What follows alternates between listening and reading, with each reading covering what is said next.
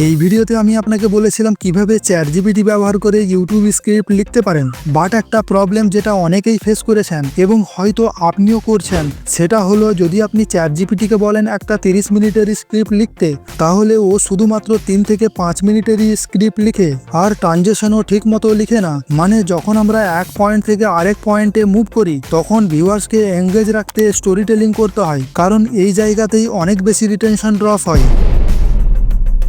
আজ আমি সেই প্রবলেমেরই আপগ্রেডেড সলিউশন নিয়ে এসেছি, মানে পার্ট 2। আমি আপনাকে দেখাবো কিভাবে আপনি আপনার ফর্মকে টুইক করে চ্যাটজিপিটিকে দিয়ে একটা দমদার, এঙ্গেজিং এবং ফুললি ফ্ল্যাশ আউট স্ক্রিপ্ট লিখতে পারেন, এবং সেটা হবে 30 মিনিটস লং। কিন্তু তার আগে যদি আপনি পার্ট 1 এর ভিডিওটি না দেখে থাকেন তাহলে এটা দেখে নিন, তবেই আপনি আজকের ভিডিওটি পুরোপুরি বুঝতে পারবেন। তো চলুন শুরু করা যাক। প্রথমে বোঝা যাক এই প্রবলেম কেন হয়। যখন আমরা চ্যাটজিপিটিকে বলি যে রাইট আ 30 মিনিট স্ক্রিপ্ট, তখন এর এআই মডেল ভাবে যে কনসাইজ এবং টু দা পয়েন্ট হওয়াই বেস্ট, তাই ও ছোট স্ক্রিপ্ট লিখে। প্লাস ট্রানজেকশনও খুব জেনারিক হয়, যেমন moving to the next point বা নেক্সট উই ডিসকাস। এগুলো রোবোটিক লাগে এবং ভিউয়ার্স বোর হয়ে যায়। এর একটা সিম্পল সলিউশন আছে এবং সেটা হলো কাউন্টার ফর্ম। আপনার ফর্ম যতটা স্পেসিফিক হবে আউটপুট ততটাই বেটার এবং ডিটেলড হবে। আগের ভিডিওতে আমি আপনাকে 3টি প্রম্পট দিয়েছিলাম, কিন্তু তার মধ্যে সবচেয়ে এফেক্টিভ ছিল এই প্রম্পটটি, তাই আমরা এই প্রম্পটের একটি কাউন্টার প্রম্পট তৈরি করব।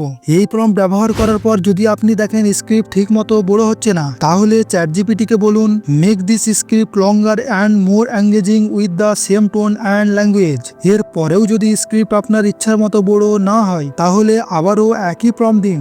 1-2 বার এরকম করার পর আপনি দেখবেন স্ক্রিপ্ট আপনার ডিজায়ার লেন্থ অনুযায়ী বড় হয়ে যাবে। এখন স্ক্রিপ্ট তো বড় হয়ে গেল, কিন্তু ট্রানজেকশনের কি হবে? দেখুন, ট্রানজেকশনের জন্য আপনি চ্যাটজিপিটিকে একটি স্পেসিফিক প্রম্পট দিতে পারেন, যেমন add engaging transaction sentences to move smoothly from one point to another. এতে আপনি একটি পাওয়ারফুল স্ক্রিপ্ট পেয়ে যাবেন, যেটা একদম ন্যাচারাল লাগবে এবং অডিয়েন্সকে পুরো ভিডিওতে এঙ্গেজ রাখবে। আমি এই সব কাউন্টার প্রম্পট আমার টেলিগ্রাম চ্যানেলে দিয়ে দেবো, সেখান থেকে কপি করে নিতে পারেন।